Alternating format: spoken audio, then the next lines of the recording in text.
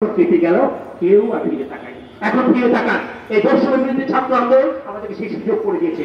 আসুন সবাই ঐক্যবদ্ধ হই। আপনারা যারা শিক্ষক সমিতির নেতৃবৃন্দ আছেন তারা আমাদের সাথে বসেন, আমাদের নেতৃবৃন্দ আপনাদের সাথে বসবেন, একসঙ্গে আগান, তাহলেই সমাধান করতে পারবেন। এই বলে আমি নেতৃবৃন্দ বলি পরবর্তী কর্মসূচি ঘোষণা করি। আর কর্মচারী যারা আছেন আমি ওনাদের কাছে অনুরোধ করবো, আপনারা আপনাদের বিভেদ সৃষ্টি ভুলে গিয়ে আপনাদের যে প্রমোশনের সোপানটা আছে সেটা দ্রুত আমরা সহকারী মাধ্যমিক দেখতে চাই, অ্যাকাউন্টেন্ট ক্লার্ক দেখতে চাই, আমরা প্রমোশন পেয়ে আমরা মাধ্যমিক শিক্ষা অফিসারকে পরিপূর্ণ অফিস হিসেবে পরিপূর্ণ করতে চাই।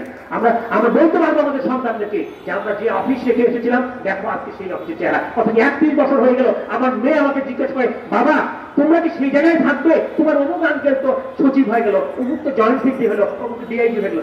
আমি আর বলতে পারি না আমরা কি ফেরে পড়েছি। আমি বিনীত অনুরোধ করবো, আসুন সবাই ঐক্যবদ্ধ হয়ে আমাদের বর্তমানে যে বিধি মহোদয়ের যে প্রশাসক আছেন, যারা নেতৃবৃন্দ আছেন, তারা আমাদের দিকে ফিরিয়ে তাকান এবং চিন্তা করেন এই এই এই কর্মকর্তারা এরা মূল্যবান সম্পদ, এদেরকে কাজে লাগান। এদের কাজে লাগালে শিক্ষা এগিয়ে যাবে, দেশ এগিয়ে যাবে, বাংলাদেশ বিশ্বের মানচিত্রে মাথা উঁচু করে দাঁড়াতে পারবে। ধন্যবাদ সবাইকে।